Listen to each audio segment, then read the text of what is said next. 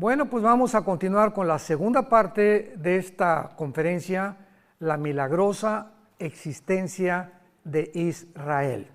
Yisrael se dice en hebreo, Y-I-T, Yisrael. Cuando abordamos el tema o el tópico de Israel, es imprescindible, sobre todo ya que estamos aquí, entender por qué Dios escogió esta nación. Dios, en primer lugar, es un Dios de orden y es un Dios de diseño. Los cielos cuentan la gloria de Dios, vemos en el universo un diseño, ¿correcto? Y vemos un orden, o sea, la Tierra gira en 24 horas sobre su eje, con una inclinación de 23 grados y medio exactamente sobre su eje, en 365 días alrededor del Sol. Gracias a este movimiento alrededor del Sol, tenemos las 4 estaciones del año. Y la Tierra no se mueve de su eje, gira a la misma velocidad de rotación y de traslación. Entonces vemos en todo el universo un orden y un diseño que es imposible de romper. Las galaxias están cada día extendiéndose y durante muchos años los físicos o los científicos o astrónomos estuvieron tratando de determinar si la Tierra giraba alrededor del Sol o el Sol giraba alrededor de la Tierra. Cuando Galileo Galilei en 1625 más o menos descubre con su telescopio que es la Tierra la que gira alrededor del Sol, el Vaticano lo condenó a muerte. Que lo querían matar porque ¿cómo era posible que un dogma que se había establecido se pudiera violar? Y después pasaron diferentes posiciones y una de ellas fue algo que se acaba de descubrir, que realmente si la Tierra o la materia era eterna o fue creada. Entonces muchos astrónomos y científicos comenzaron a alegar que pues el universo realmente tenía que haber tenido un principio, y cuando comenzamos a entender la Biblia, por ejemplo en Hebreos capítulo 1 que dice, Señor, los cielos envejecerán, pero tú permaneces igual, nos muestra lo que hasta que se descubrió la primera y la segunda ley de la termodinámica, que es la ley base de todas las disciplinas científicas, porque todo se basa en la primera y la segunda ley de la termodinámica. La segunda ley dice que todo se oxida, que todo se echa a perder, así que la misma física estaba estableciendo que realmente la Tierra tuvo un principio y tendrá un final, que es lo que establece la segunda ley de la termodinámica, tal como la Biblia se adelantó a la física, como se ha adelantado a la genética, a la paleontología, a la antropología, a la astrología, a la antropología, etcétera, etcétera, y a todas las demás disciplinas académicas. La Biblia es maravillosa. Entonces la Biblia ya predecía hace más de 3,000 años que la Tierra tenía que acabarse, el Sol pierde millones de toneladas cada segundo de masa y todo tiende a un deterioro, tal como la Biblia lo profetizó. Muy bien. Una vez que Dios hace todas estas cosas, el orden y el diseño, crea al ser humano. Los ángeles fueron creados antes que nosotros. Y es lógico que al crear al ser humano, Dios nos tenía que dar leyes. Y a Dios le interesaba, por supuesto, que esas criaturas que somos nosotros, pudiéramos estar conscientes de su existencia. Los animales, los changos, los cocodrilos, los conejos, las tortugas, los insectos, las aves, no tienen conciencia de Dios. Y esta es la más grande diferencia. Si alguna persona me dice, ¿cuál es la diferencia entre nosotros? Como una vez a mi esposa y a mí nos dijo el pediatra de nuestros hijos cuando eran chiquitos, acostamos a Caleb un día, y lo tenía examinando el pediatra y nos dice, miren el hoyito que tiene aquí en el coxis, es donde teníamos la cola.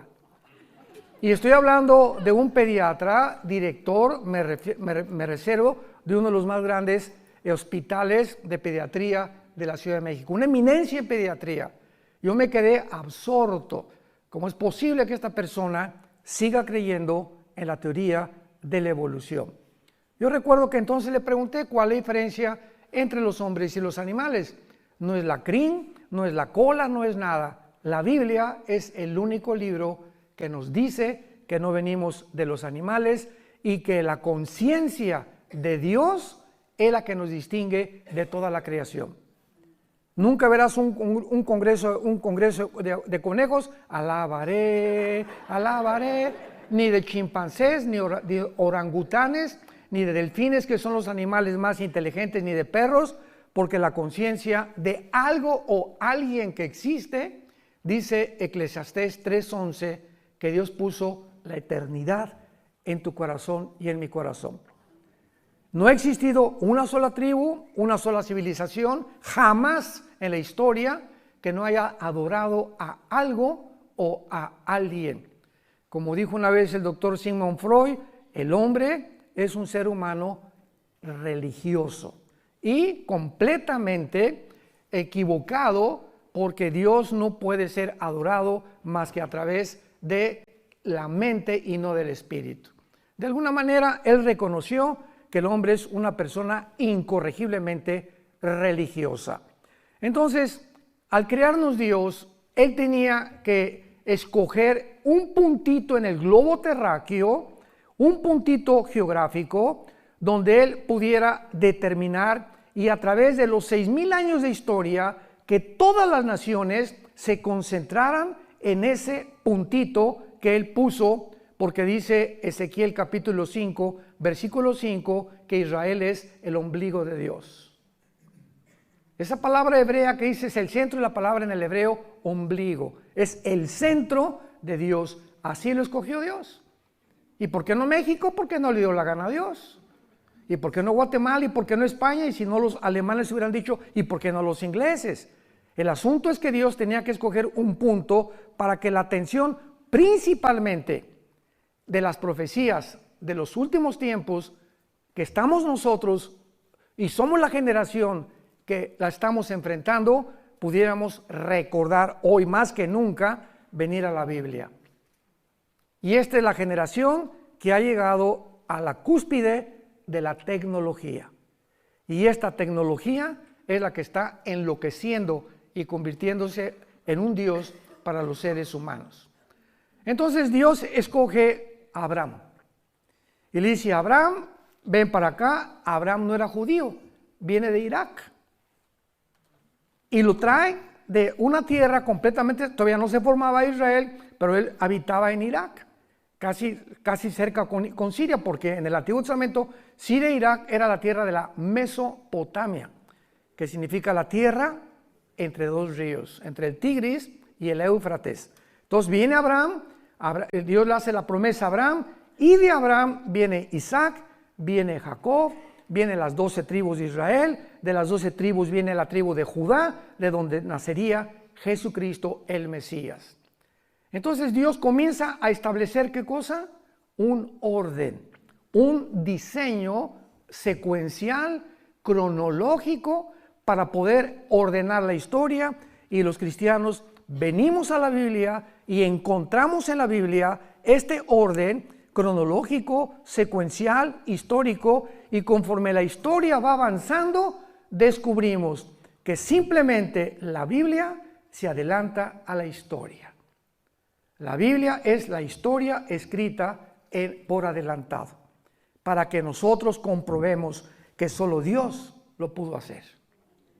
Es imposible que el ser humano haya podido determinar desde el principio las leyes de la genética. Génesis 1, 11 y 12.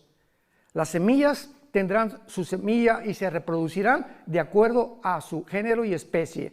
El chango conforme a su género y especie. La naranja tendrá una semillita y contendrá los minerales y las vitaminas que van a beneficiar al ser humano. Las manzanas van a ser manzanas, las uvas van a ser uvas. Todo absolutamente Dios lo determina a través de las semillas. El esperma del ser humano no puede mezclarse con un chango, ni tampoco un hombre con un hombre, ni una mujer con una mujer. Todo está establecido en el orden de Dios. Llegamos al siglo XXI, la tecnología nos enloquece y nos atrevemos a tratar de decir que hay más de dos géneros, que ya es la locura, ya es la psicopatía, como habíamos mencionado anoche. Entonces se forma la nación de Israel y ya vimos hace 2 días para formar la primera nación monoteísta. Todas las tribus que habían alrededor de Israel eran paganas, idólatras, llenas de ocultismo, adoraban a Satanás o a Baal sin que ellos supieran, a Astoret, a Astaratis y a todos estos ídolos que dice la Biblia, detrás de ellos se encontraban demonios. Entonces Dios escoge una nación para que a través de ellos venga el Mesías, y a través de todas las generaciones llegamos a Lucas y llegamos a Mateo, encontramos algo completamente excepcional en la historia de la heráldica del ser humano. ¿Qué cosa es? ¿Tú te acuerdas quién es tu la abuela? Ahora saben lo que acaban de descubrir dentro de la genética, que genéticamente tú puedes decir, bueno, pues porque mi esposo y yo no hicimos un examen que mandamos salir o no sé qué cosa, y nos dijeron que teníamos mezcla de qué nacionalidad.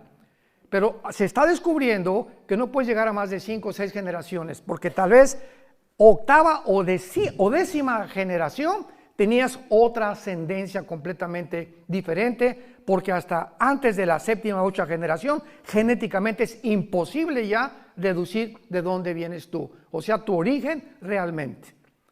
El único ser humano al que se le puede trazar su genealogía desde el principio de la creación es a Jesucristo. Que está la generación desde Abraham, para darnos cuenta en Lucas y en Mateo, hijo de tal, hijo de tal, hijo de tal, y termina María y termina siendo la madre del Mesías. Entonces, cuando Jesús apareciera, él tenía que tener credenciales y él tenía que demostrar al mundo que él era el Mesías. Y cualquier persona que quisiera investigar, historiador o geólogo o antropólogo, la historia y la ascendencia de Jesucristo, la podía encontrar. Es la única persona que se le puede trazar la genealogía desde Abraham. Y lo hizo Dios a propósito para que entendiéramos que a través de esa nación que es Israel, era el único pueblo monoteísta. Y por eso hizo que expulsaran a todos los cananeos, porque se mezcló la genética de los ángeles. Quisieron pervertir la genética en el capítulo 6 del Génesis, produjeron una raza híbrida. Fue el primer intento de Satanás de mezclar el esperma con otro esperma, una semilla con otra semilla, prohibido por las leyes de la genética de Dios. Tú no puedes mezclar un caballo con una burra porque nace una mula y la mula es híbrida. Ya no se puede reproducir porque violó las leyes de la genética de Dios, que hasta 1954 se descubrieron. Hasta 1954. Por el doctor Crick y Watson, premios Nobel de Medicina. Muy bien. En segundo lugar lo vimos también, pues Dios es el legislador de la moral. ¿Quién puede decir que es bueno o que es malo, menos en el tiempo que hemos llegado? Precisamente por ignorar las leyes de la Biblia, se inventan más géneros. Y nada más hay 2 géneros. Y ya cerrando la Biblia, la biología nos dice que somos macho y hembra, varón y hembra, por el cromosoma Y y por el cromosoma 2X de las mujeres. Y el momento que el esperma de mi papá fertilizó el óvulo de mamá, en el momento de la fertilización, los 23 cromosomas de mi padre y los 23 cromosomas de mi madre forman un cigote de 46 cromosomas, y en ese momento de la fertilización somos hombre o mujer. Desde la fertilización está determinado el sexo que tú y yo íbamos a hacer. Esto es impresionante. Y ya esta información del cigote, ¿verdad? Ya dice, tú vas a ser hígado, tu páncreas, tu sistema nervioso, tu corazón, tu piel. Imaginémonos el mecanismo y la inteligencia que existe dentro de una célula. Y tenemos billones de células, todos los seres humanos, conteniendo una información inteligente. Si yo voy en la playa y me encuentro un papel que dice, Chencho, te quiero, te callites y no me recogites. Bueno, este papel no lo escribieron los caracoles, ni los delfines, ni los changos, porque hay una comunicación inteligente, llámale como le quieras llamar. Pero aquí Chencho le está diciendo a su chencha que por qué se cayó, etcétera, etcétera. Esto no fue creado por las arenas de la playa. Entonces inmediatamente deduzco que esto lo escribió un ser humano. Y cuando te metes al microscopio electrónico y descubres que en cada célula de las billones que tenemos existe un código genético con información por el amor de Dios. José María y el burrito que los acompaña, como decimos. Aquí tiene que haber alguien que pudo en el input, o sea, poner dentro de las células una información. Y esa información inteligente no fue accidental, ni se formó de la noche a la mañana. Tiene que haber alguien detrás de eso. Dios entonces nos da las leyes morales.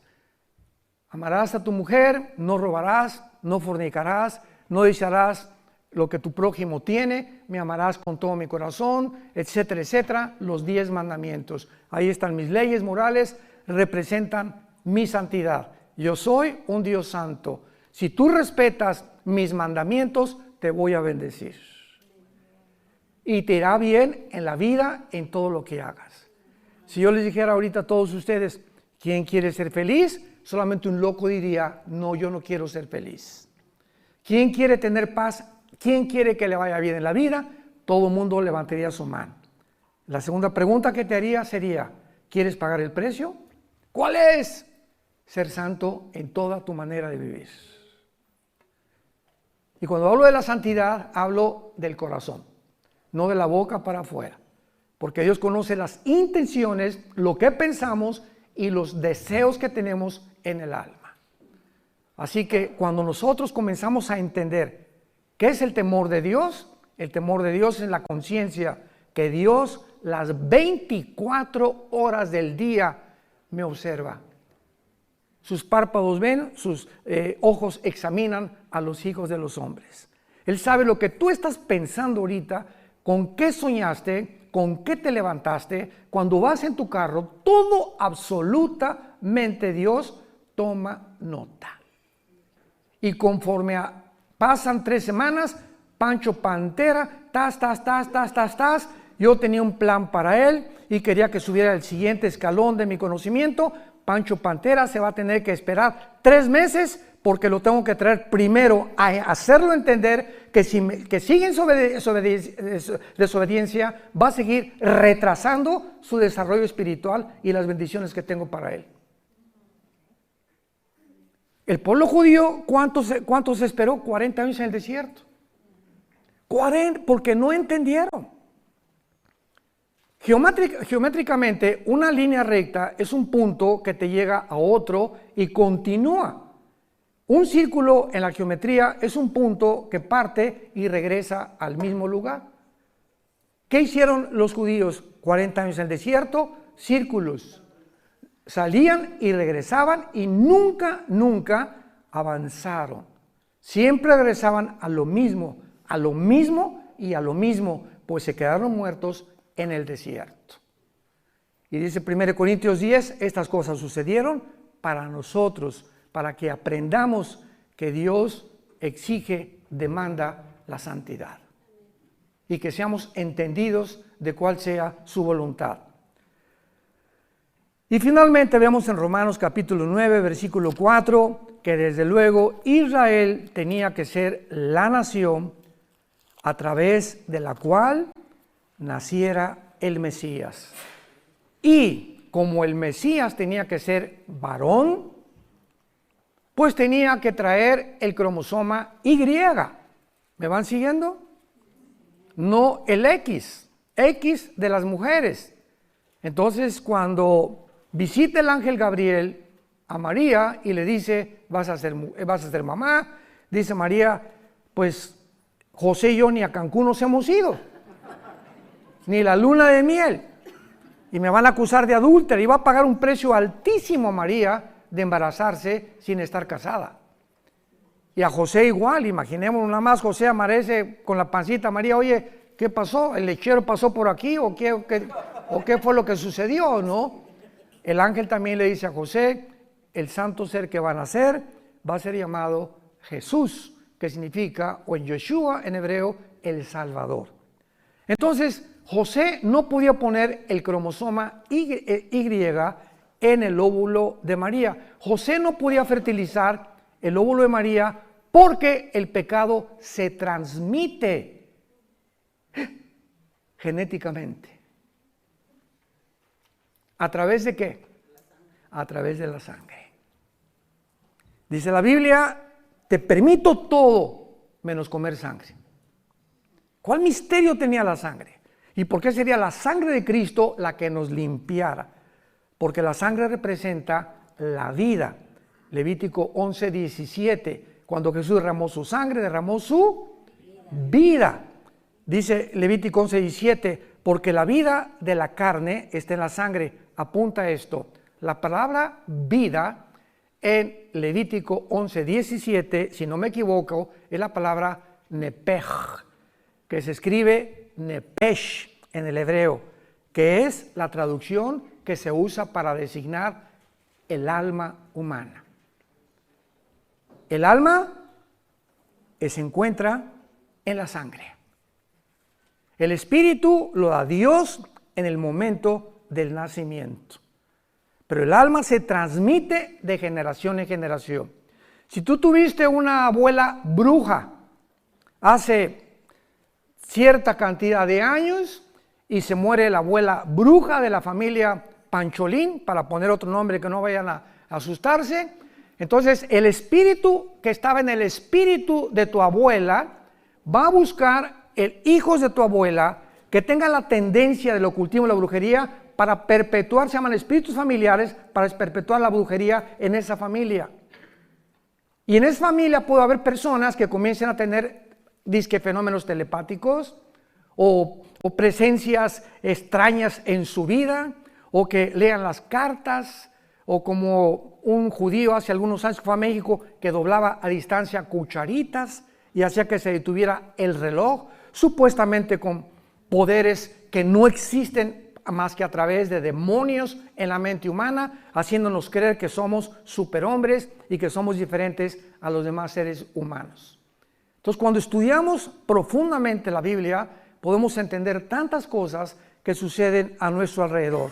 Ahora, muy bien, el milagro más grande por lo cual nació Israel en el 48, porque recordamos que en el Antiguo Testamento Dios le dijo a Israel, adiós, no me van a volver a ver hasta que yo regrese. Y entre mi ida cuando ascienda al cielo, Oseas 5 y Oseas 6 del 1 al 2, me voy a ir y van a pasar 2 días, que son 2000 años, cuando ustedes, le está hablando a los judíos, me digan Baruch Hashem Adonai Elohim, bendito el que viene en el nombre del Señor. Van a pasar 2000 años, desde que yo me vaya hasta que yo regrese. Entonces, en este periodo de 2000 años, Dios forma otra entidad, que son la que la mayor parte de los judíos no entienden. También muchos guías que tenemos no entienden esto todavía. Que ayer me preguntaron, oye, pero ¿por qué si Jesús es judío, no siguen ustedes las fiestas judías? ¿Por qué no hacen por qué no adoran el sábado? ¿Por qué? Porque la iglesia no es Israel. La iglesia es otra entidad que no existía en el Antiguo Testamento. En el Antiguo Testamento el Espíritu Santo al Kodosh bajaba sobre Sansón y le daba fuerzas a Sansón. El Espíritu Santo se iba y Sansón era como cualquier hombre normal. Venía sobre David el Espíritu Santo y escribió el Salmo 22. Dios mío, ¿por qué me has desamparado? Jugaron sobre mis ropas fuertes, mi corazón fue como la cera. Estaba David escribiendo la crucifixión 1000 años antes de que Cristo naciera. Casi 3000 años antes de que Cristo naciera, por la inspiración del Espíritu Santo. Isaías 53. He dado mis manos y mis pies, sobre mi ropa echaron suertes, etcétera, etcétera. Isaías estaba escribiendo 700 años antes de la crucifixión de Jesucristo. Viene la iglesia, que no es Israel, y entonces el Espíritu Santo baja de manera diferente a como operó en la administración en la economía, o se conoce como la dispensación de la ley. Y ahora el Espíritu Santo baja sobre la nueva entidad que se llama la iglesia. La palabra iglesia viene del griego, de una raíz y de una palabra, si lo quieres apuntar, ek, que es un prefijo que significa fuera, iglesia, que se llama llamados. Entonces, eclesia significa los llamados fuera, porque somos llamados fuera espiritualmente del mundo. Entonces el Espíritu Santo viene sobre nosotros, entra sobre nosotros y nos sella. 1 Corintios 6, ¿qué no sabéis que el Espíritu Santo mora en vosotros y que ya no sois vuestros hasta el día de la resurrección? Cuando tú mueras y cuando yo muera, el Espíritu Santo ya no lo necesitamos. Nos vamos a la presencia de Jesucristo. Hasta ese momento, el Espíritu Santo nunca nos va a abandonar. Esto no sucedió en el Antiguo Testamento. La iglesia ahora es el cuerpo de Cristo. En el Antiguo Testamento no existía el cuerpo de Cristo. Los israelitas no eran el cuerpo de Cristo, lo somos nosotros. Y cuando venga el rapto, solamente los que están en Cristo, en el cuerpo de Cristo, o sea, desde Pentecostés hasta el día del rapto, nos vamos con el Señor. Los judíos resucitarán al final de los 7 años de la tribulación en la segunda venida de Cristo. Daniel 12, 1 y 2. Pero Dios tenía que preparar y avisarnos que ya venía, antes que los judíos. Y se los voy a explicar. Cuando Jesús vino, preparó el Bautista su venida a través de los bautizos. Y comenzó el Bautista a gritar: arrepiéntanse y hagan frutos de arrepentimiento, porque viene alguien que no soy digno de desatar sus zapatos. Juan el Bautista era primo hermano de Jesús. Y Juan el Bautista nació 6 meses exactamente antes que su primo hermano, que Jesucristo. Isabel era parienta de María. Entonces, cuando aparece Jesucristo en el río Jordán, mañana en el río Jordán, Juan el Bautista estaba bautizándolos para arrepentimiento de pecados, preparando el camino, porque habían pasado 400 años sin palabra de Dios. De Malaquías hasta el Bautista, Dios no le había vuelto a hablar a Israel. Entonces nos imaginamos la dureza del corazón, que hasta lo rechazaron y lo crucificaron, porque en 400 años el corazón se les endureció. Tenía que el Bautista venir antes y comenzar a preparar el corazón para que cuando apareciera Jesucristo el terreno estuviera flojo. Yo no puedo sembrar en un terreno donde está dura la tierra. Tengo que meter un azadón y rascarle para aflojar la tierra y aventar la semilla y pueda crecer. Los corazones tenían que ser rasgados por la predicación tan fuerte del Bautista: generación de víboras, y ustedes hagan frutos de arrepentimiento, y a los soldados no hurten y respeten al prójimo, etcétera, etcétera. Y se juntó toda la gente sintiendo en el espíritu que verdaderamente el Mesías estaba cerca de su venida. Entra Jesucristo y dice Juan el Bautista: ese es el Cordero de Dios. ¿Por qué dijo el Cordero de Dios? Porque el Cordero era lo que todos los judíos sacrificaron en el día de la Pascua, desde Éxodo capítulo 2. Entonces, Dios tenía que preparar a Israel, y si Dios iba a regresar con Israel, en el 48 vino la resurrección nacional.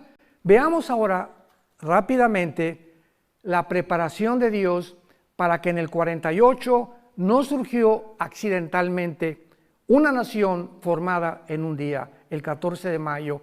Veamos cómo desde el siglo XVIII, desde el siglo XIX, comienza Dios a levantar y preparar el camino, porque Dios nunca hace nada sin antes preparar. Tú no eres ingeniero sin preparación.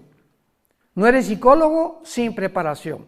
No eres Bocelli o Pavarotti. Pavarotti lo reprobó su maestro de canto porque no lo hacía, tuvo que prepararse, vocalizar 3-4 horas, un pianista 3 o 4 horas. Todos tenemos antes que ir primaria, secundaria, preparatoria, universidad, estudiar, que nos prepara para que finalmente nos entreguen un diploma o un certificado profesional. Entonces Dios también trabaja de la misma manera. Él no puede actuar de una forma accidental.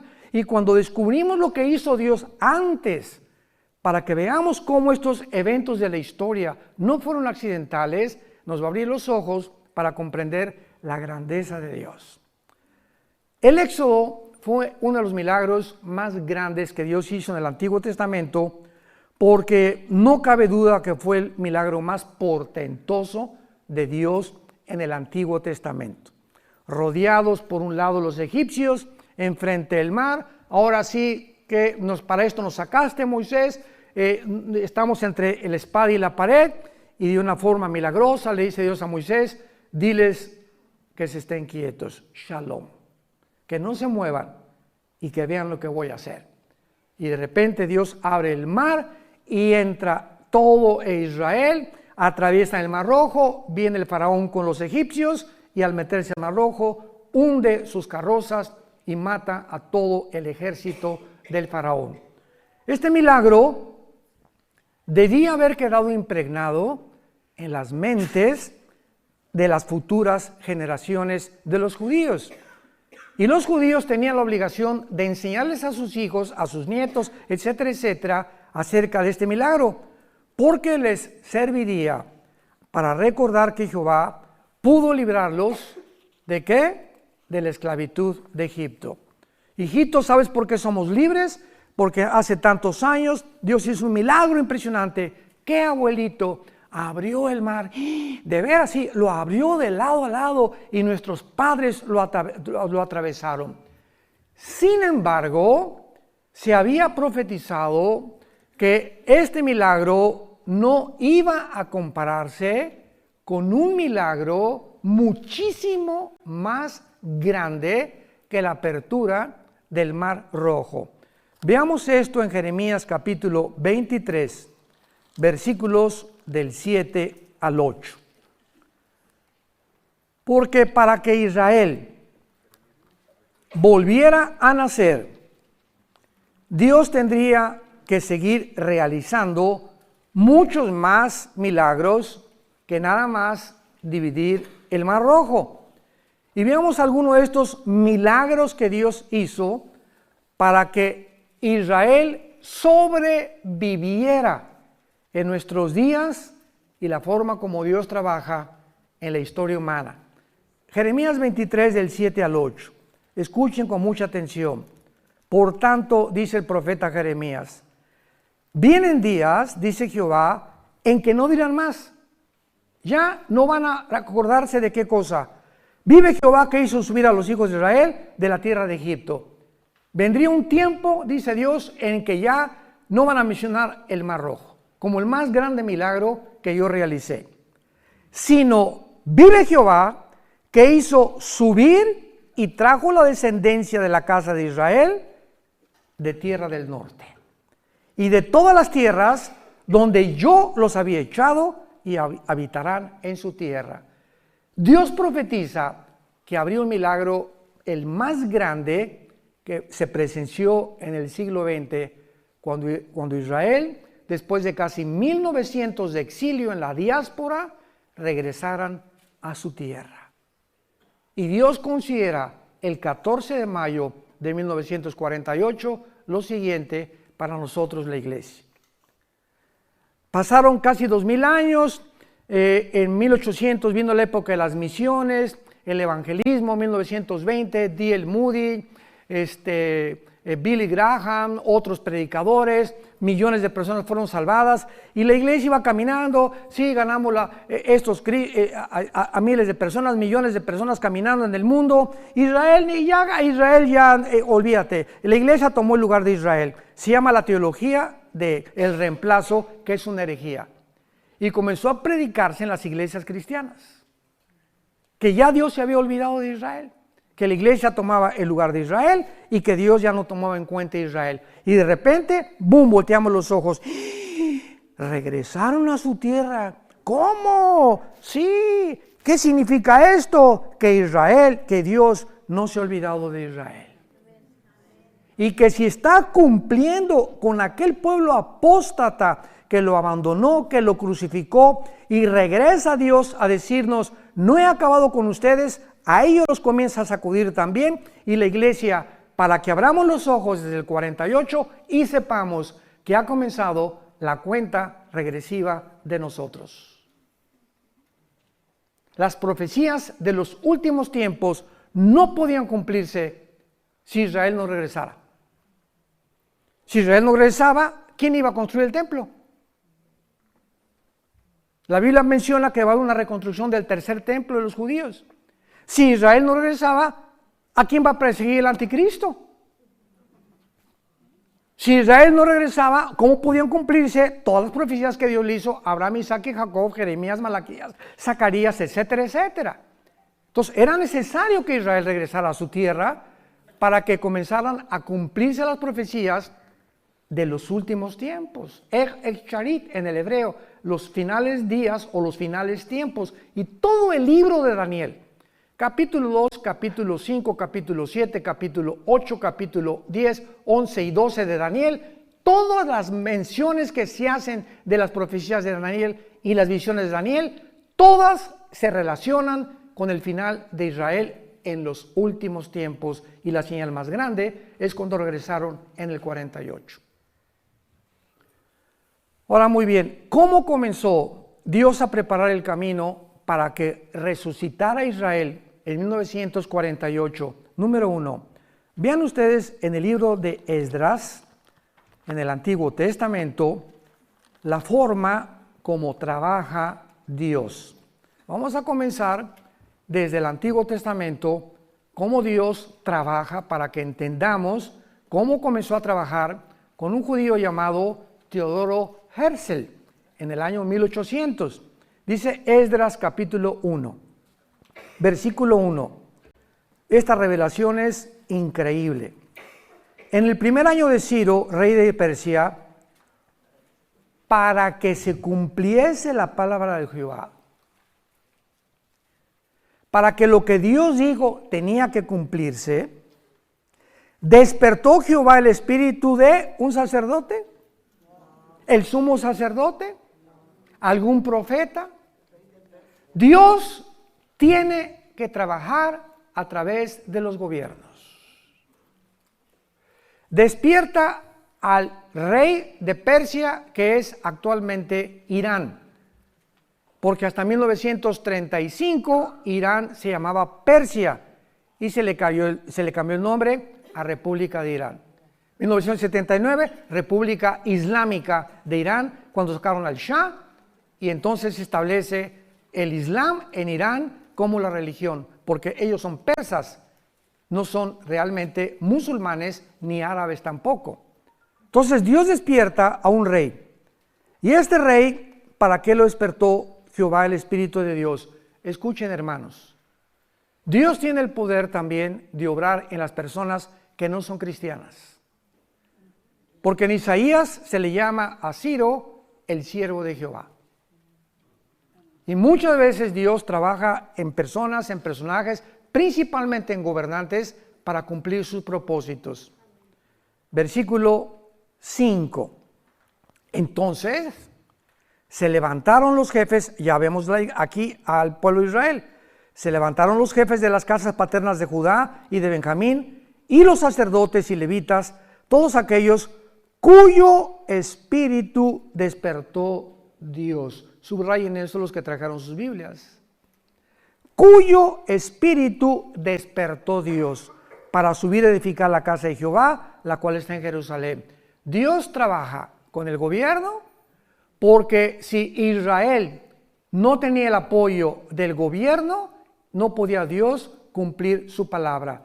Dios tuvo que concientizar al Dios Artajerjes, Nehemías capítulo 2, para que Nehemías regresara a restaurar las murallas de Jerusalén. Cuando Nehemías se presenta ante el rey Artajerjes de Persia, le dice: Señor, ora, dame gracia ante el rey, porque si tú no me das gracia ante el rey, no se va a cumplir tu palabra.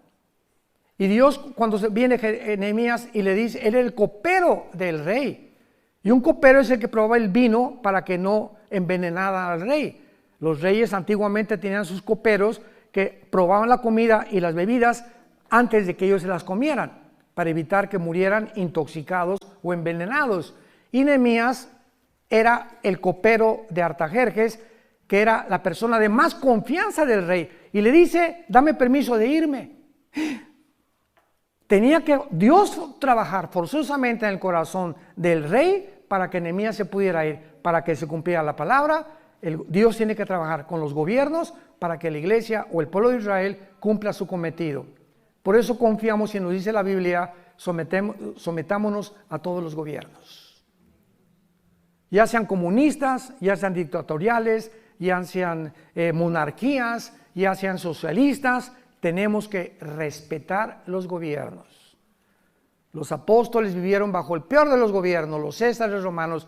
No encontramos una crítica en el Nuevo Testamento, ni de Pablo, ni de Pedro, ni de Santiago, ni de ninguno contra ningún gobierno. Lo contrario, 1 Timoteo 2, del 1 al 5, oren por vuestros gobernantes.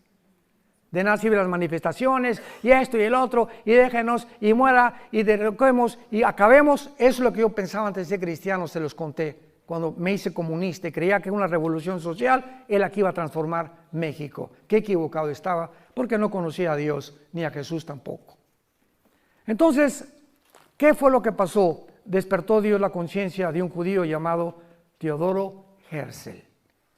Y vemos nosotros que en el año 1800, más o menos, me dijo Isaac, eran como el 90, bueno, entre 85 y 90, este judío lo despierta el Espíritu Santo y comienza él a soñar que Israel ya tenía que regresar a su tierra. Y a principios del siglo XX, entramos al siglo XX, no había ninguna señal que pareciera indicar que Jesús regresara. Al comenzar el siglo XX no había ninguna señal que pudiera decir: nos encontramos en los tiempos finales. La primera en aparecer fue la declaración de Balfour, o de Balfour, decretada el día 2 de noviembre de 1917 por Balfour en Inglaterra, donde él apela a la Liga de Naciones para que ya Israel se le considere que regrese a su tierra. Pero había un problema. ¿Cuál es el problema para que regresara Israel a su tierra? Pues que el Imperio Otomano Turco, durante 500 años aproximadamente, gobernó el Medio Oriente. Pero tuvo que venir la Primera Guerra Mundial, otra preparación de Dios, que usó la Primera Guerra Mundial Dios, para que comenzara realmente a despertar el interés en las naciones, que los judíos tenían una nación y que se les tenía que regresar. En 1917 Palestina incluía al Israel moderno y a Jordania, pero en 1923 el general Allenby, inglés, entra a Egipto y derrota al Imperio Otomano. Entonces, de 1923 a 1900 aproximadamente 48, los ingleses dominaban el Medio Oriente, junto con los franceses. Y cuando llega el holocausto de los nazis, ¿qué hizo Satanás? Se acercan las profecías, porque aunque no las conoce todas, él sabe que le queda poco tiempo, dice Apocalipsis. Entonces, al ver todas estas cosas y estos puntos que Satanás, con muchísima más sabiduría que nosotros, hasta ahorita lo podemos comprender nosotros, se da cuenta que Israel está cerca de poder regresar a su tierra. Y si regresaba a su tierra, estaba marcado ya el destino de Satanás y sus ángeles caídos. ¿Y qué hace Satanás? Levanta a Adolfo Hitler. Vean ustedes, los que son historiadores y a los que les interesa la naturaleza humana, o psicólogos o psiquiatras, o como les quieras llamar. No existe ningún psicólogo, ningún psiquiatra, ningún historiador que pueda decirnos y contestar esta pregunta. Síganme con cuidado. ¿Por qué Adolfo Hitler, teniendo a Stalin de amigo un país comunista, teniendo a Mussolini y teniendo a Japón de amigos, Adolfo Hitler, y teniendo enemigos a Inglaterra, a Rusia, a Canadá y Estados Unidos, ¿por qué Adolfo Hitler, vean qué locura, cómo es posible que sus más grandes enemigos eran Rusia, era Inglaterra, Canadá, Estados Unidos? ¿Por qué se concentra de repente en un grupito de personas étnicas llamados judíos? No tienen tierra, no tienen armas, no tienen ninguna oportunidad de sobrevivir. ¿Por qué se concentra en ellos con tanto odio? Esto nos demuestra una vez más el plan perfecto de Dios. ¿Qué hizo que Hitler le llamara la solución final? ¿Por qué torturarlos en Auschwitz y en campos de concentración a más de 6 millones? Obsesionado, tengo que acabar con estos que se llaman judíos. ¿Quién produjo este odio jarocho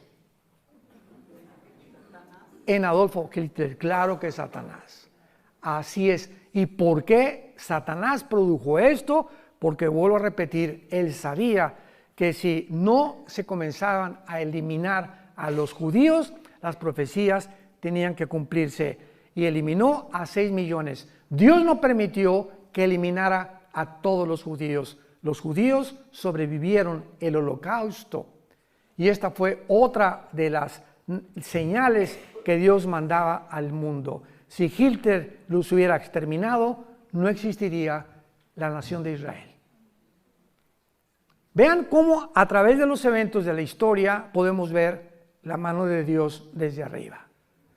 Dios le ha dado libertad al ser humano, pero Dios es el que controla el destino de la historia humana. Que parecen contradicciones, ¿verdad? A pesar de que Dios nos ha dado la libertad y el libre albedrío, al mismo tiempo Dios tiene el control del final de la historia humana. Y la historia humana va a terminar exactamente como Dios lo estableció. Entonces, no hay duda que los eventos de 1917 marcaron el inicio del regreso de Israel. Pero veamos algunas otras cosas más, aparte de que se previno el genocidio nazi. Cuando llegan los ingleses, todo lo que es el Medio Oriente no estaba como está ahorita. No está como está ahorita. Vean ustedes en Lucas. Esto es increíble y maravilloso. ¿De qué forma Dios comienza a organizar el Medio Oriente para que nazca Israel? Lucas 21, versículo 29 al 32. Y con esto terminamos. También les dijo una parábola. Vean con mucha atención la Biblia. Mirad la higuera y, si leen Mateo 24, nada más dice la higuera. Pero Lucas agrega y los árboles. Y hemos hablado y nos hemos desgastado en demostrar que la higuera es Israel. Porque el día anterior Jesús maldice una higuera. Y dice, no volverás a tener fruto. Está maldiciendo simbólicamente a la nación de Israel. Entonces, si la higuera representa un árbol, ¿qué representan todos los árboles? Pero aquí el Espíritu Santo nos fija nuestra atención en no solamente ver la higuera, sino que dice, y todos los árboles. Cuando ya brotan, viéndolo, saben por sí mismos que el verano está cerca. Así también ustedes, cuando vean estas cosas, sepan que el reino está cerca. De cierto les digo, no pasará esta generación hasta que todo esto acontezca. Los ingleses y los franceses, se formó el Medio Oriente, todo junto con Israel, en menos de 15, 20 años, tal como lo conocemos actualmente para que naciera Israel. Escuchen esto ustedes, Afganistán se forma en 1919, Egipto 1922, Arabia Saudita 1932, Persia o Irán 1935, El Líbano, 1943. Siria y Jordania, 1946. Israel, 1948. En menos de 30 años, en el siglo XX, se independizan y se forman las naciones que forman actualmente el Medio Oriente y que tenían que existir para que Israel resurgiera y renaciera y resucitara, y estas naciones alrededor se convertirían en sus más acérrimos enemigos. Formaba parte del plan de Dios, porque en el 48 vienen las naciones árabes a atacarlos. Los judíos nombran a David Ben Gurión presidente de Israel, Estado soberano libre, y al otro día, el 15 de mayo, a las 6 de la mañana, los atacan los árabes, aún con el permiso de la Liga de las Naciones, que no eran las Naciones Unidas.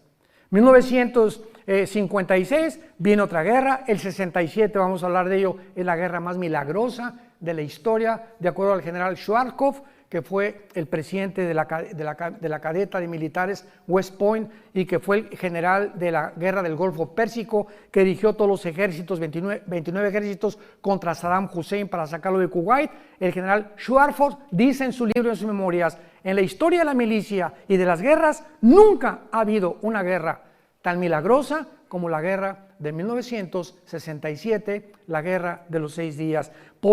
Y le preguntaron ¿por qué? Y contestó ahí en su libro el general Schwarzkopf, y dice así: porque los israelitas tenían 12 a la 15ª potencia de salir vivos. ¿Conocen ustedes lo que se llama la ley de las probabilidades? Aquí seremos 300 personas. Pregunta, para que podamos entender, y terminamos en este momento. Si nos rodea, somos 300 personas. Si nos rodea un ejército de 5,000 soldados, con metralladoras, y tenemos nosotros 20 rifles. Dentro de las leyes de las probabilidades, ¿cuántas tendríamos de salir vivos? Ninguna. Son las mismas probabilidades que en junio de 1967 los rodearon 22 millones de árabes a los judíos, dirigidos por el presidente Nasser de Egipto. Se comunicó con el presidente de Líbano, de Siria e Irak. Al final el rey Hussein lo engañaron que iban ganando, y se involucra Jordania también, 5 naciones árabes, sobrepasando de una forma espectacular a los judíos. Los judíos en 6 días toman los aviones. Hasta ahorita son los mejores pilotos del mundo. Y el primer día se van sobre Egipto a las 5:30 de la mañana, cuando estaban dormiditos, y en 1 hora barrieron toda la aviación de Egipto. Se fueron con Siria, barrieron todos los aeropuertos de Siria. Se fueron contra el Líbano. El 4.º día no había aviación de los enemigos.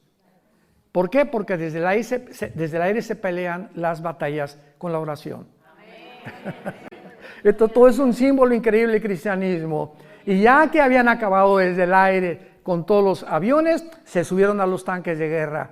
Y era una desarticulación de todos los ejércitos, que en 6 días a 22 millones, casi de 5 naciones árabes, las vencieron. ¿Saben por qué ganaron en 6 días? Porque el 7º tenían que descansar. Hasta con eso, esto es increíble. Cuando uno se traslada y uno comienza a ver, como ahorita estamos en Israel y vemos todas las maravillas y no comprendemos su historia, no nos podemos maravillar tanto como en estas noches. Mañana nos vamos a maravillar más, porque estamos descubriendo que Dios demuestra a través de la nación que Él existe. ¿Por qué escogió Dios Israel? Porque es la evidencia más grande de la historia de la existencia del Dios Todopoderoso que tú y yo servimos a través de su Hijo Jesucristo. Te damos gracias, Señor, por tu palabra en esta noche. Gracias, Señor, por dejarnos escrito estas maravillosas revelaciones y hacernos comprender que eres un Dios de orden, eres un Dios de diseño, que has escogido la historia para escribirla, para que nosotros recurramos a las Sagradas Escrituras y podamos descubrir, mediante la guía del Espíritu Santo, las verdades escondidas. Porque tu palabra dice en Colosenses 2 que en Cristo están escondidos todos todos los tesoros de la sabiduría y del conocimiento.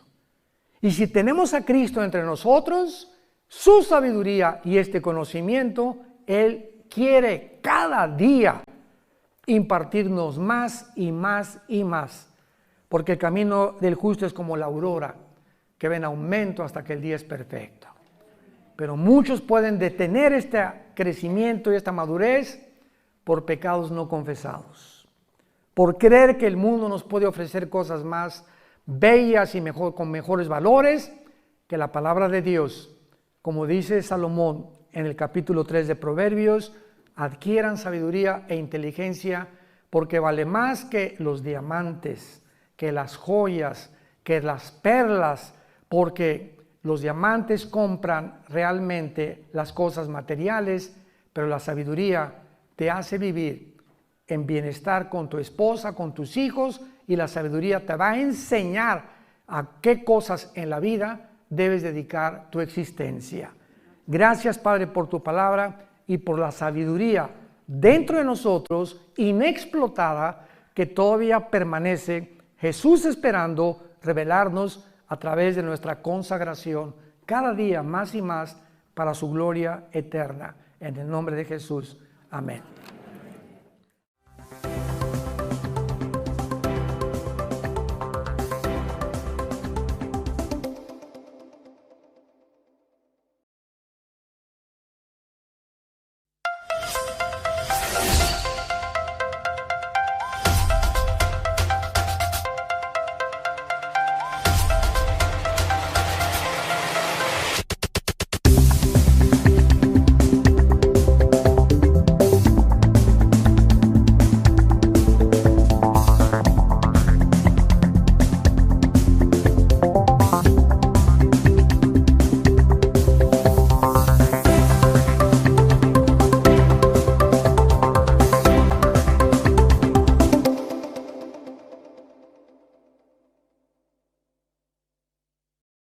Ya estamos en la penúltima conferencia de la serie El Misterio de Babilonia.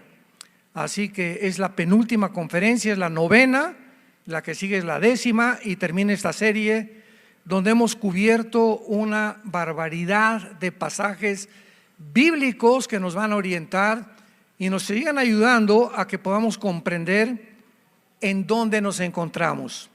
Rápidamente, antes de entrar en materia y en este asunto, quiero comunicarles lo que ha pasado nada más en las últimas 2 semanas, para que se den cuenta que nos encontramos en un mundo donde hoy puede suceder algo que cambia completamente el panorama, o mañana o en 24 horas. Lo que antes pasaba en 10 o 20 años, ahora estamos viviendo una época en el siglo XXI donde todo se puede desarticular, todo puede cambiar. Las profecías bíblicas comienzan a acomodarse, las rompecabezas, tenemos más opciones para poder acomodarlas de una forma más clara, trazando bien la palabra de verdad. En fin, vivimos un mundo muy emocionante porque a nosotros nos ha tocado vivir esta última generación de la historia del cristianismo. Irán ya se unió completamente a Arabia Saudita. Todo esto está relacionado con la Biblia. Esto es lo más impresionante. Les recomiendo que busquen las conferencias que compartí en Israel, en los hoteles, en las noches. Había una conferencia, estuve compartiendo bastante información acerca de la posición de Israel y que la evidencia más grande que hay de que Dios existe es la nación de Israel. La sobrevivencia de este pueblo es la evidencia más grande que puede dejar callados a politólogos, a historiadores, a arqueólogos, a paleontólogos, etcétera, etcétera. Porque cuando conoces el trasfondo de por qué Dios escoge a Israel y por qué sigue siendo el centro de las profecías de los últimos tiempos, podemos entender claramente que solo Dios lo pudo haber hecho.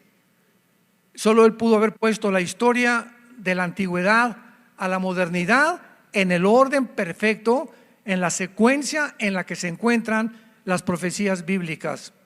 Irán se une con Arabia Saudita hace algunas semanas, donde ya determinan una unidad con Rusia y con China. El presidente de Estados Unidos, Joe Biden, al ver actualmente la presión tan tremenda que hay de la China a los Estados Unidos y de qué forma cantidad de naciones están buscando ya el paraguas, dicen que cuando llueve todos buscan taparse. Y ahorita estamos en un mundo donde está lloviendo y las naciones de Europa, las naciones que no tienen cobija y que la tuvieron bajo Estados Unidos, están buscando un paraguas. ¿Y quién es este paraguas? China y Rusia actualmente. Ahora es increíble que haya mandado el presidente de Estados Unidos hace una semana a Blinken, al Mr. Blinken, que es el secretario de Estado, y lo mandó a China para entrevistarse con Xi Jinping hace una semana, y sucedió algo completamente, ahora sí que podríamos decir irónico y al mismo tiempo que no podemos creerlo realmente que sucediera. ¿Qué fue lo que sucedió? Bueno, todos sabemos que ha habido un pleito entre China para apoderarse de la isla de Taiwán, porque Taiwán, acordémonos que se fabrican el 60% de los chips del mundo. Entonces, imaginémonos el pleito entre China y Estados Unidos por la isla de Taiwán. El que tenga la isla de Taiwán y el gobierno de Taiwán controla los chips del mundo. El año pasado tú ibas a Estados Unidos y no había carros nuevos en ninguna agencia, no comenzaron a vender carros más usados, se redujo tremendamente la venta de todo el equipo de audio, de video, todo lo que tiene chips se controló por medio de Taiwán, por medio de China. Y ahora pues Estados Unidos mandó barcos alrededor de Taiwán, portaaviones, etcétera, etcétera, pero manda ahora al secretario de Estado Biden a China a hablar con Xi Jinping, y le dice el secretario de Estado al presidente de China: reconocemos la independencia de Taiwán. En otras palabras, estamos dispuestos a sacar nuestros barcos de Taiwán y que se queden con Taiwán. Lo mismo que pasó con Afganistán, se salió de Estados Unidos de Afganistán, le dieron al talibán el gobierno, dejaron billones de dólares en armamento, demostrando, sacamos un video, me acuerdo a los 3 días de que esto sucedió, mostrándoles en la Biblia que esto tenía que suceder para que se cumplieran las profecías de este libro. Porque para que se cumplan las profecías, Dios tiene que llevar a cabo la acción y los cambios que tienen que determinar que esto suceda y que las naciones ya no se acomoden como están acomodadas. En otras palabras, Taiwán ya es de China. Regresa este señor a Estados Unidos y a los 3 días el presidente dice: China tiene un dictador. O sea, insultando otra vez al presidente de China.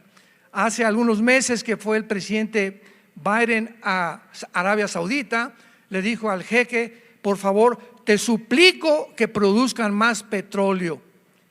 Pero 3 meses antes dijo que era un verdugo asesino. Entonces el jeque de Arabia dijo: pues este es mi momento de venganza. Primero insultas y ahora vienes a pedirnos un favor. Como decía mi abuela, pan con cordonazo. Me pides pan y después me agarras con el cordonazo a golpearme. No se vale, y menos en la política.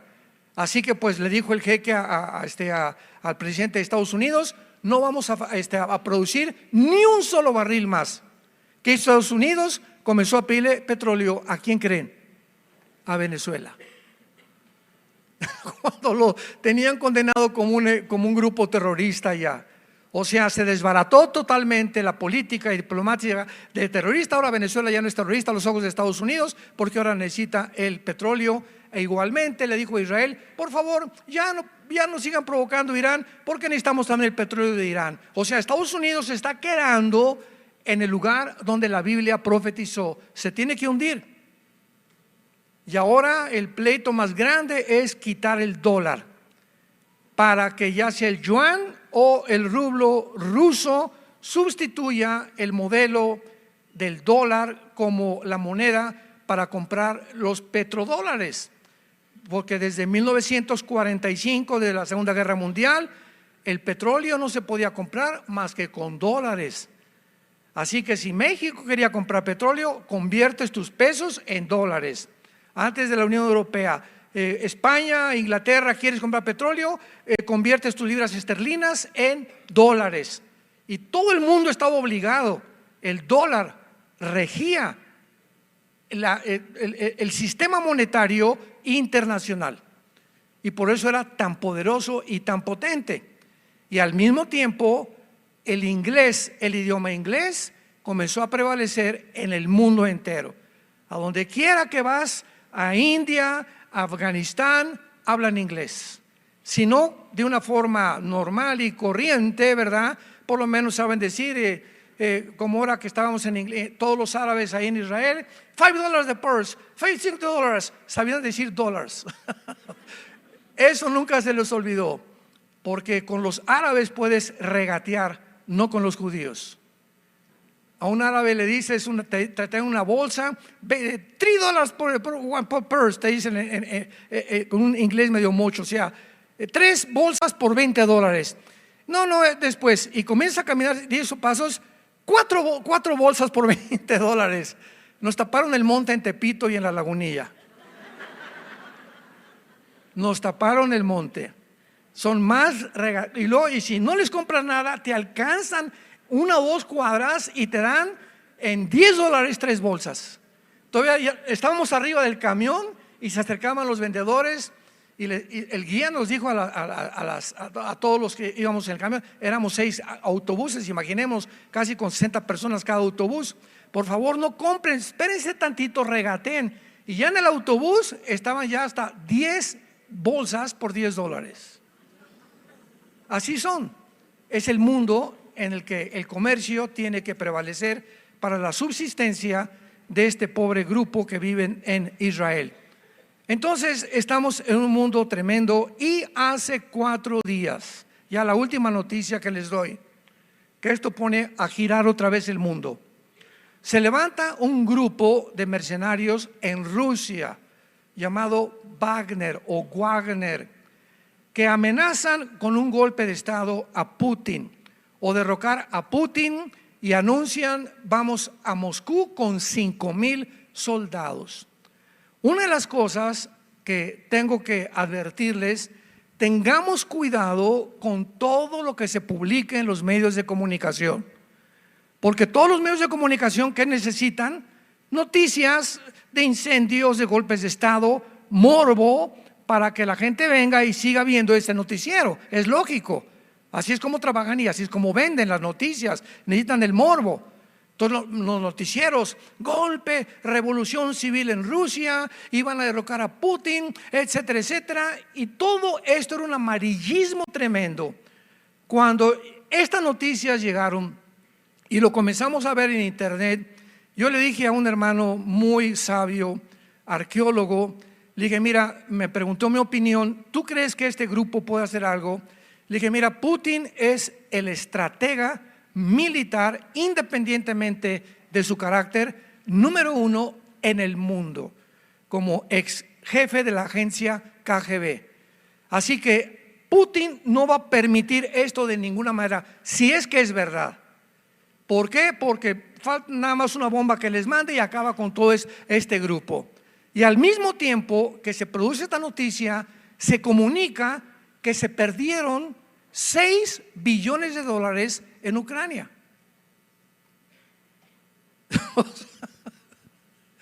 Que no encuentran $6 billones que mandó Estados Unidos a Ucrania. Oye, espérame tantito, si no son $10. Y que no sabe el gobierno americano cómo responder. Y muchos comenzaron a asociar de que esos $6 billones Estados Unidos los estaba mandando a este grupo mercenario en Rusia para derrocar a Putin. Pero aun cuando estos $6 billones hubieran llegado a este grupo de mercenarios, ¿dónde iban a comprar las armas? Si las tiene Rusia, ¿quién se las iba a vender? Alemania, ni de chiste, porque a Alemania no le conviene meterse con Rusia todavía. Entonces vemos cómo se giran todas estas cosas, y finalmente ya hace 2 o 3 días el jefe de Wagner, de este grupo de mercenarios, y él dijo a Putin: bueno, hagamos un tratado. Si tú sacas al ministro de defensa de Rusia, ya no atacamos Moscú.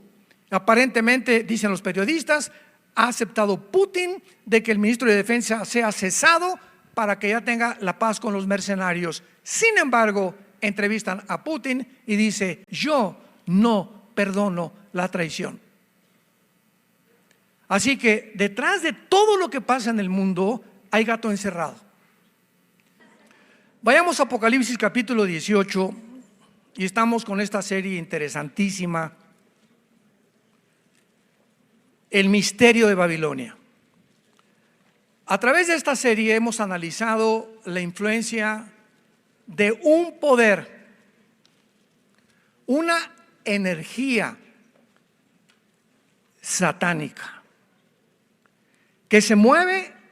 Solamente los cristianos lo sabemos, y muchos cristianos, repito, están todavía ciegos a la energía que a nuestro alrededor se mueve por millones de criaturas espirituales que se llaman demonios y ángeles caídos, que están tratando, ¿verdad?, de gobernar el mundo, influenciar el mundo, influenciar los medios de comunicación, influenciando a los políticos, influenciando las escuelas.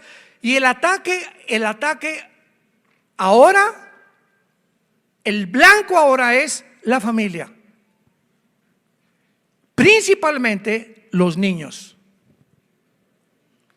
Las Naciones Unidas este año quieren legalizar la pedofilia. Las Naciones Unidas, oíste muy bien, quieren legalizar la pedofilia. Ya con esto nos damos cuenta qué descompuesto está el mundo. Es un basurero. Psicópatas, enfermos mentales. Ya no saben, pero el ataque es principalmente a la familia. Porque la familia es la institución que Dios fundó en la Biblia para la sobrevivencia, para que podamos nosotros, entre un hombre y una mujer, tener niños y formar una nación. Y cuando la familia o el diseño de Dios es atacado, las naciones están formadas por familias. Y cuando la familia comienza a deshacerse y hay niños criados por dos mamás o niños criados por dos papás, eso ya no es una familia. Ahora, oremos. En México se está tratando de legislar que se quite el Día del Padre. Ya lo vieron ustedes, salió por todas las redes de comunicación en México. ¿Qué les pasa? Ya también el Día de las Madres. ¿Y por qué quieren quitar en México el Día del Padre? Porque ofende a los que son dos mamás. Vean ustedes que no hay palabras. Qué locura. Qué mundo tan loco. El Día de las Madres también. ¿Por qué? Porque hay papás que son madres. Entonces no se vale que haya Día de la Madre y Día del Padre. Ahora ya no existe la palabra madre ni padre. Ahora es una X. Como en los centros para los niños de Disneylandia, en Orlando y en California, les prohíben. Ningún cristiano vuela jamás a ir a Disneylandia, ni a los parques de Disneylandia, que son los que están promoviendo todo esto también. Ahora llegas a Orlando o a Anaheim, a Disneylandia, y al llegar les dan un folleto a los niños que les enseña cómo masturbarse. ¿Qué tiene que ver mi hijo ahorita? Viene a divertirse, a subirse a un elefante. ¿Por qué? ¿Qué es esto? Y que comienzan a que no se atrevan dentro del parque a decirle: hey boy, hey girl. No, diles un término que aplique a los dos. Oye, ¿cómo están ustedes? O ustedes, para que no digas él o ella. Porque si tú le dices: oye, ella o ella, niña, ven para acá, te va a decir ella: no soy ella, soy niño. Y me respetas y me dices niña. Pero si estás vestido, pero si eres niño, pero yo soy niña, pues dile: yo soy el hombre araña.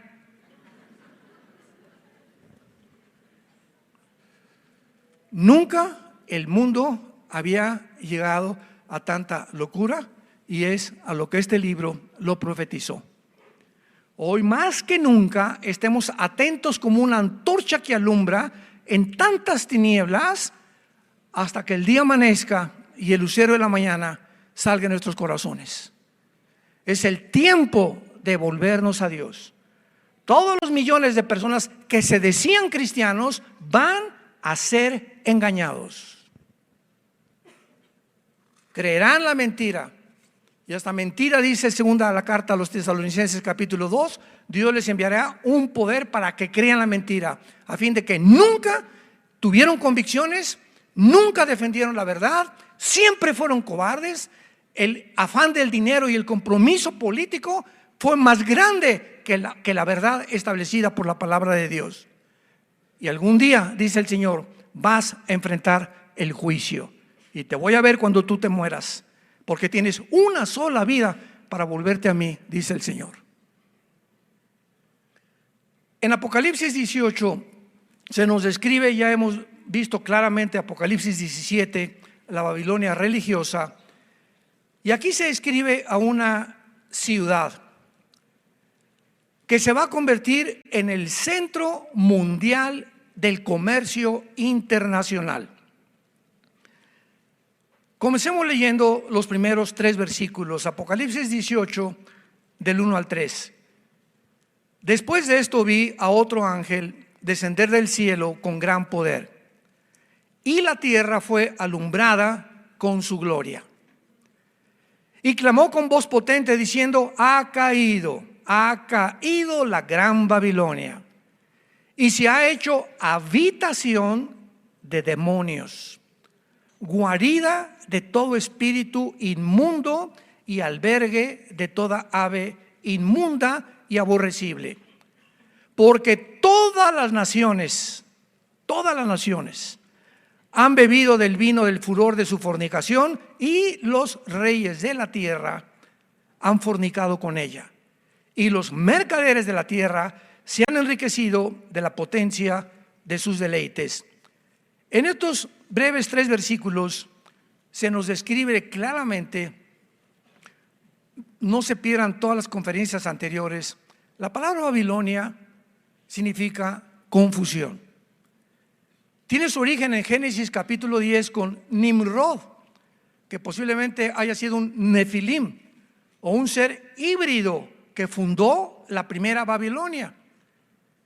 Y después de que Dios les ordenó a Moisés de que propagaran después del diluvio, vayan y llenen la tierra, viene Nimrod después del diluvio, ya que creció la población, y les dice a todos los habitantes de la tierra: no oigamos la orden de Dios, juntémonos todos en un solo lugar, no nos extendamos a otras naciones, y levantemos una torre que llegue al cielo, y podamos alcanzar con esta torre que llega al cielo, ¿verdad?, las estrellas, y tener que se convierta en un portal con otros dioses, etcétera, etcétera.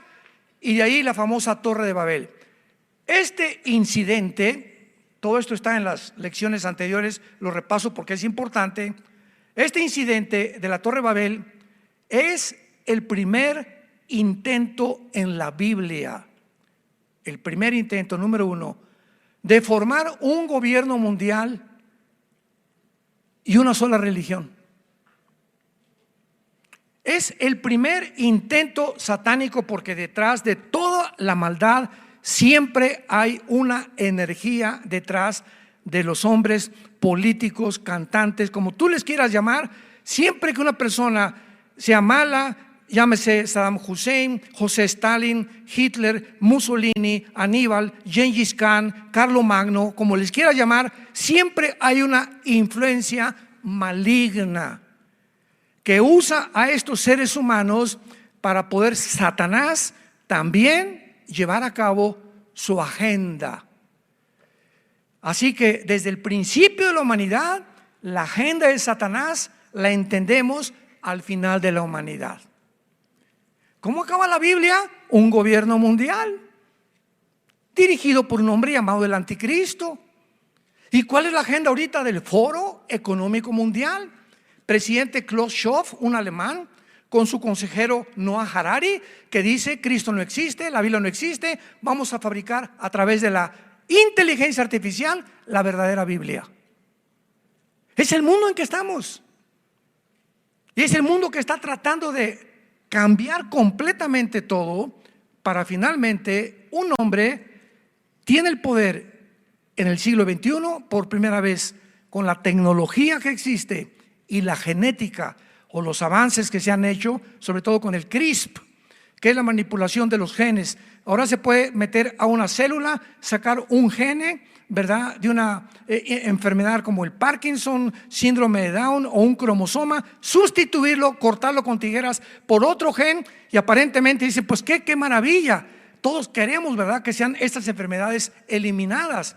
Pero recordemos que eso fue lo que los nazis comenzaron a decirle al mundo: vamos a mejorar la raza, y detrás de las cortinas haciendo experimentos completamente monstruosos, fabricando a los nuevos Frankenstein.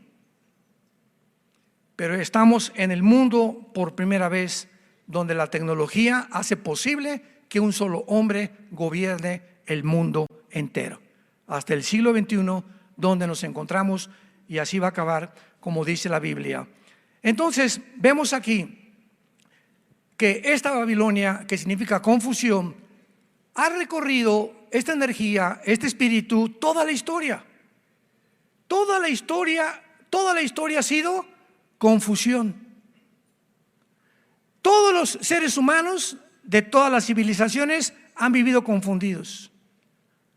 A través de toda la historia ha habido una confusión filosófica, política, religiosa, que ha corrido por toda la historia. Llegamos al año 2000 y baja Dios al mundo.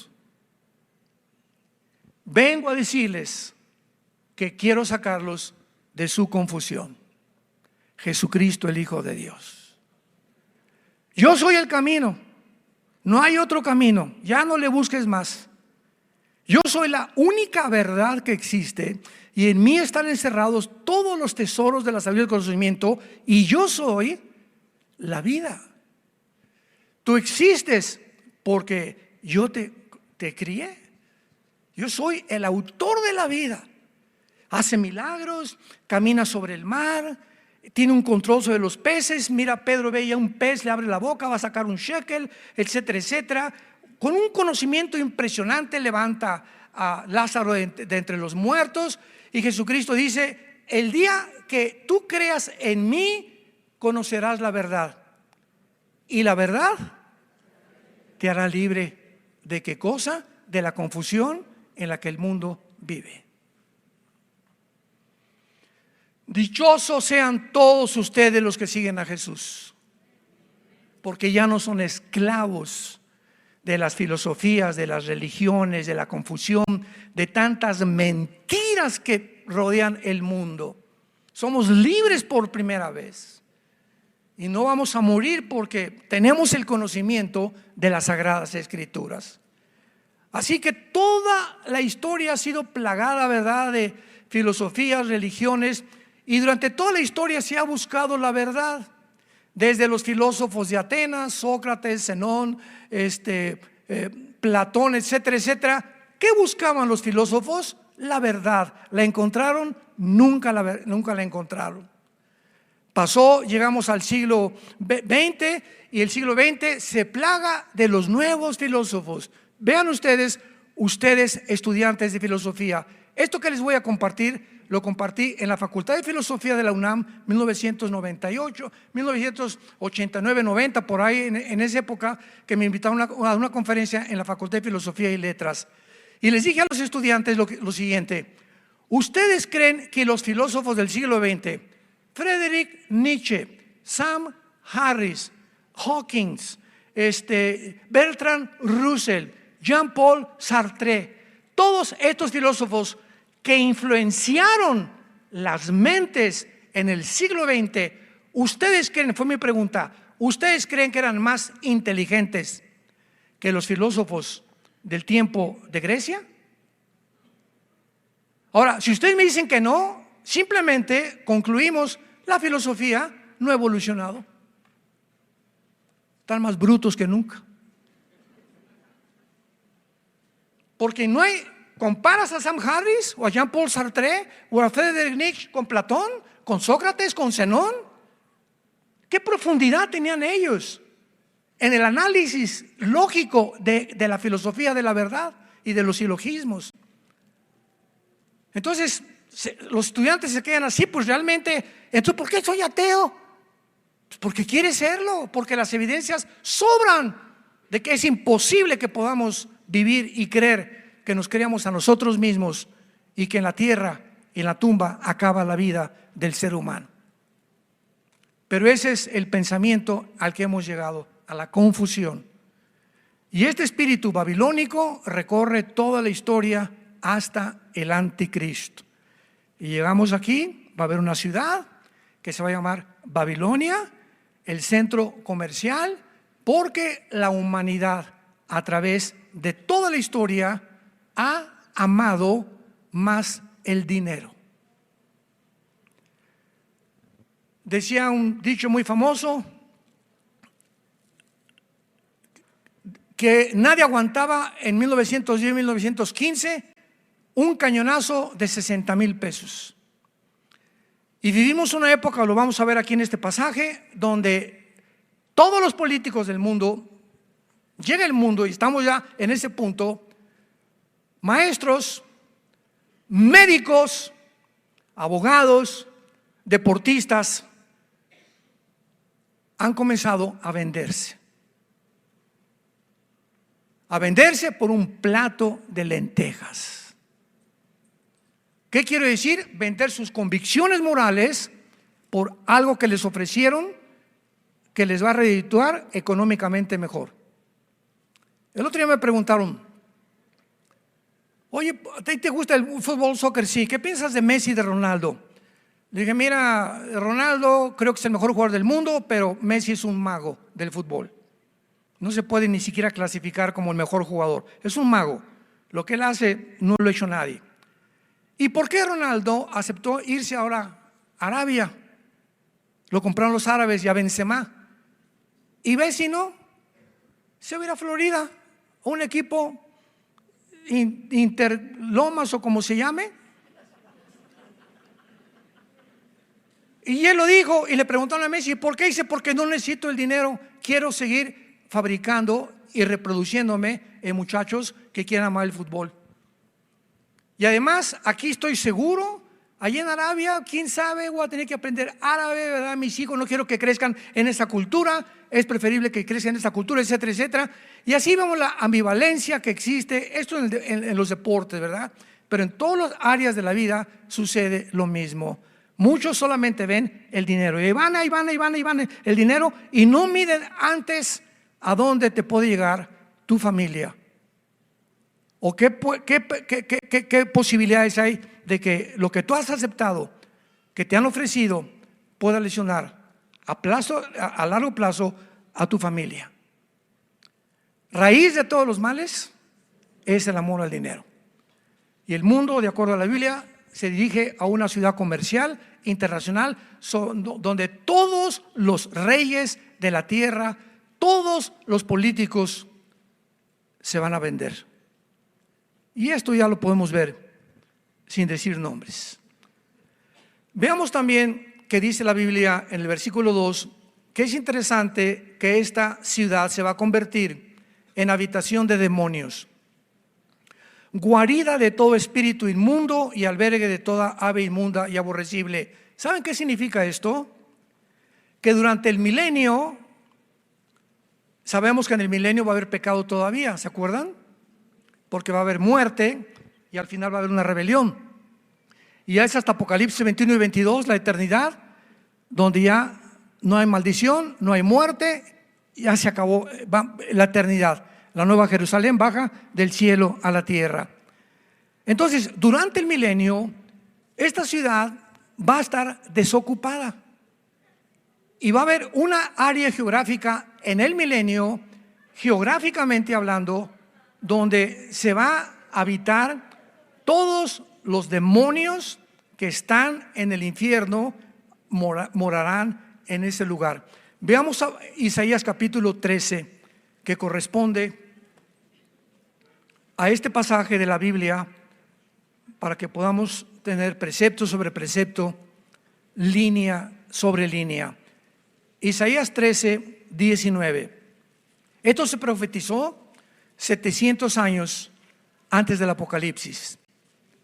El profeta Isaías menciona esta profecía 700 años antes de Juan.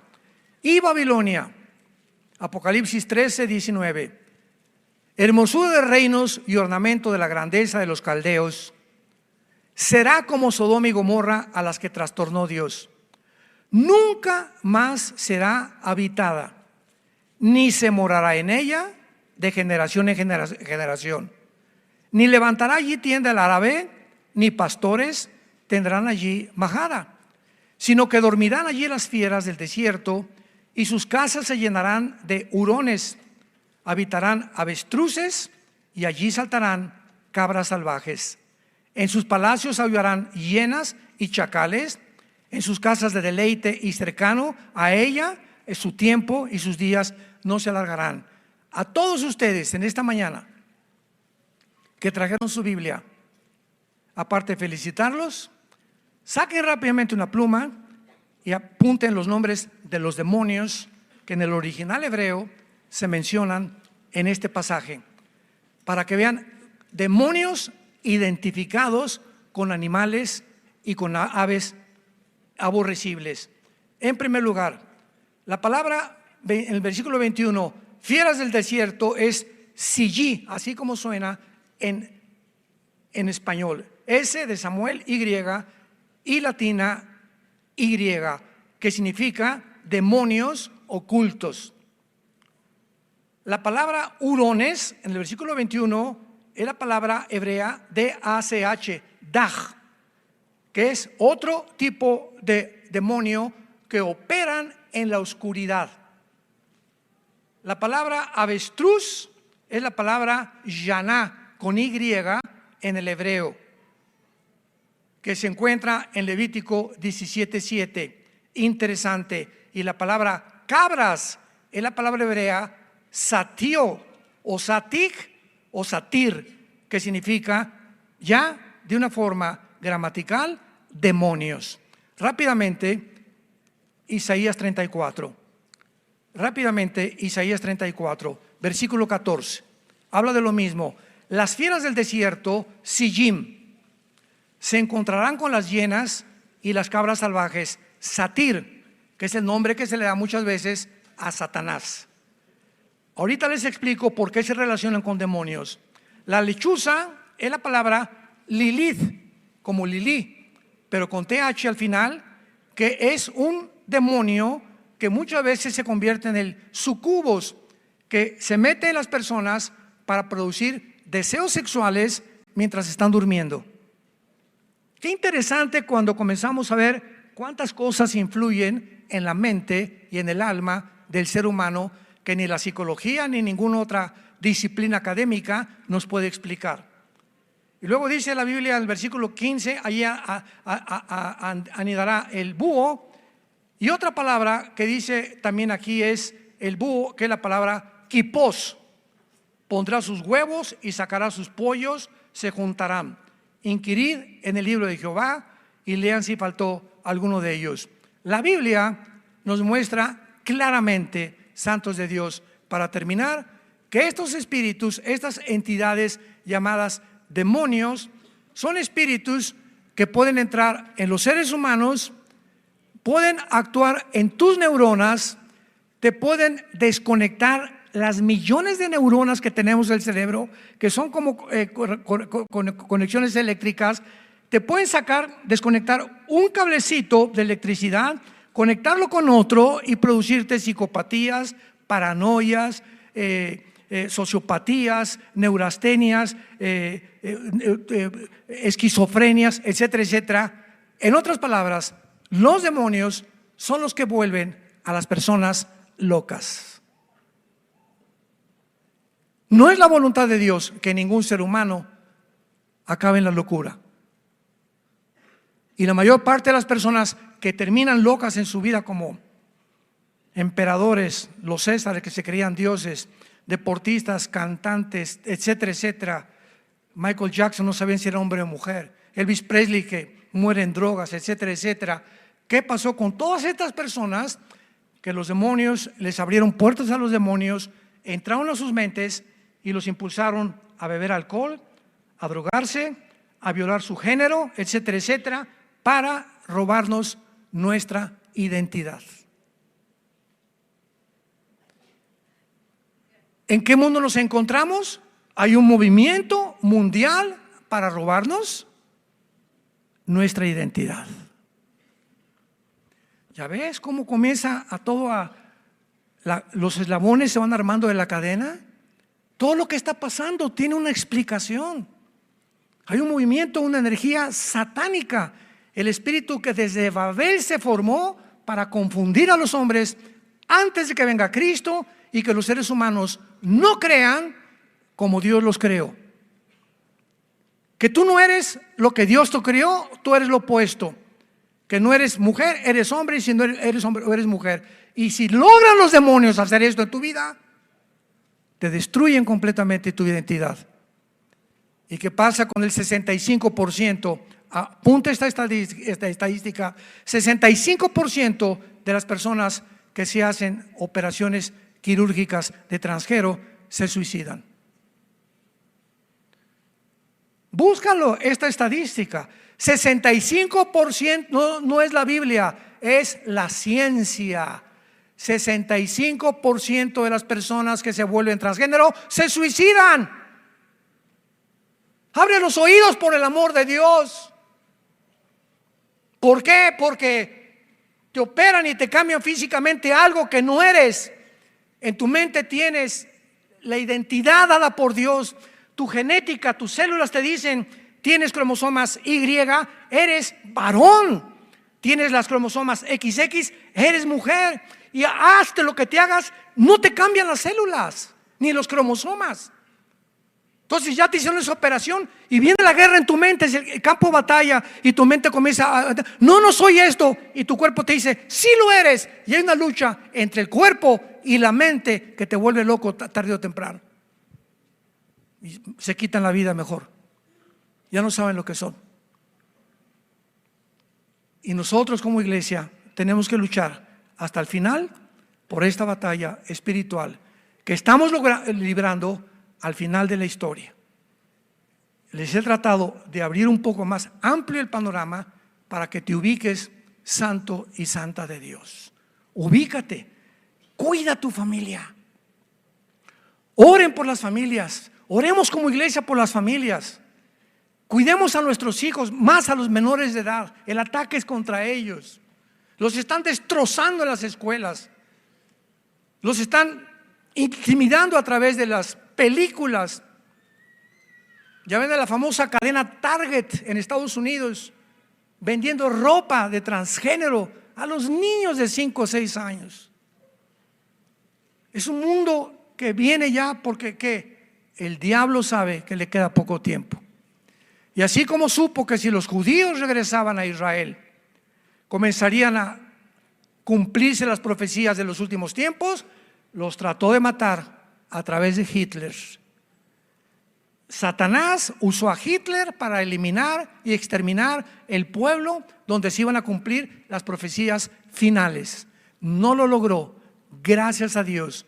Ahora él sabe que nos acercamos al final y va a tratar de destruir a la iglesia, a tu familia, a mi familia, a tus hijos y a nuestros hijos. Pero yo y mi casa serviremos a Jehová. Te damos gracias, Señor, en el nombre de Jesucristo.